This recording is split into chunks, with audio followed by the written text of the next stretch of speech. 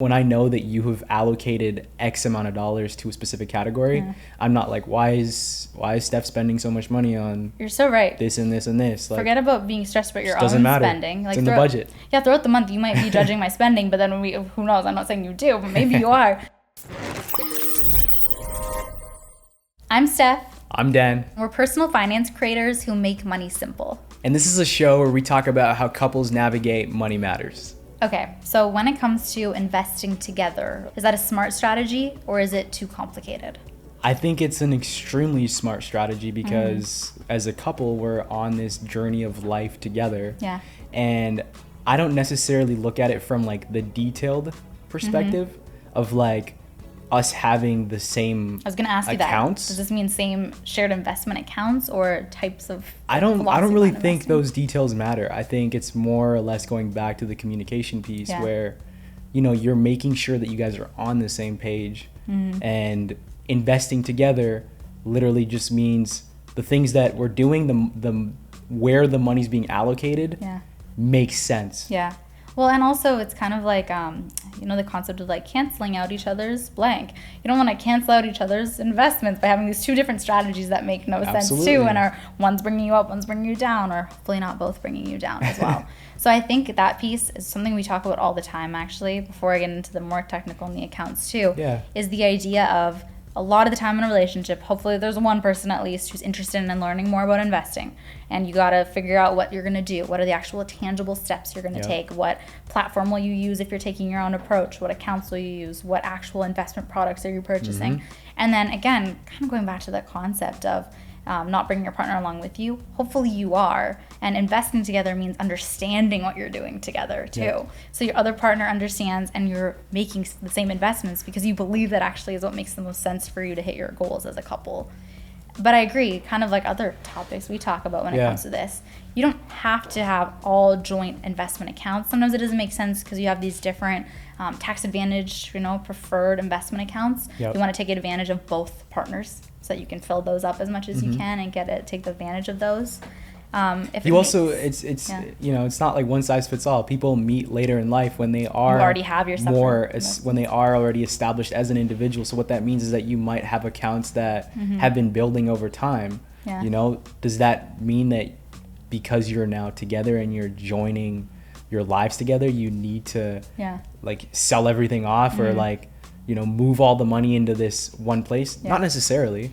Maybe it does make sense, but not necessarily. I was going to say too on that note, I think people think when it comes to, let's say you did come into a relationship with two different investing philosophies or something in mind, it feels like if you want to change your strategy, you have to ditch everything you've already done and like sell it all.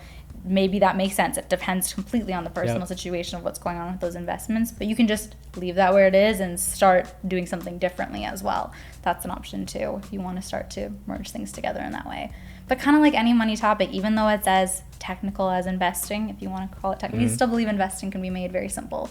But more typically complicated money topic in investing, it still goes back to communication and being on the same page, filling your education gap, growing with each other, and then making what decision makes the most sense for you. So I think, for instance, something that really has worked well for us is setting the time to actually talk about these things.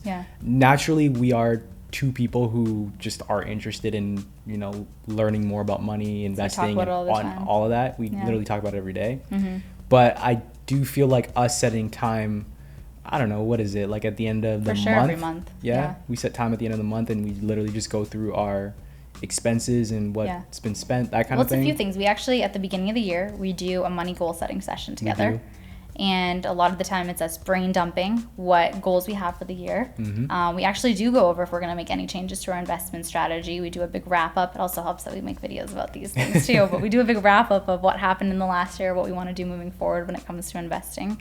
And then on a monthly basis, we have our budget tracker that we fill out all the time. We have separate budgets, but it's the same tracker. They're very similar. And we go over with each other exactly what we spent, where we're at. We pay off our credit card together during this kind of like a money session, money date. We do have it put in the calendar. I always have something for, okay, fill out our budget tracker for the month. We try and be good about doing it throughout the month, but it's kind of this time for us to actually do it together and sit down. The idea of the money date and also us literally meeting on a consistent basis gets rid of any, like, I don't know, like judgment that you have for your partner. It does. Like when I know that you have allocated X amount of dollars to a specific category, I'm not like, why is Steph spending so much money on You're so right. this and this and this? Like, forget about being stressed about your own spending. Like, it's in the budget. Yeah, throughout the month you might be judging my spending, but then who knows? I'm not saying you do, but maybe you are. You're like, oh, why did you buy this and that? We go through it, and you're like, okay, that makes sense. You got it, and you're keeping track of it too. Yeah. I also think I noticed that I just said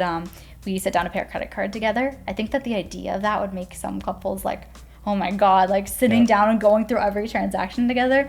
And we're not even doing it to go over their we already do that in our budget tracker, but it's more to make sure we're paying it off correctly or whatever it is, paying it off on time. But that's the level of openness we have, and we have this intentional time set aside to do it. We're in the headspace to do it. We're in a comfortable zone. We're already like in a good, we're not gonna go into it and we've just had some sort of issue that day. Like we're going into it with a steady headspace too. So I think all of that sets the scene for a good conversation. This has been our 2 cents couples edition. Tag your partner and leave your 2 cents in the comments section.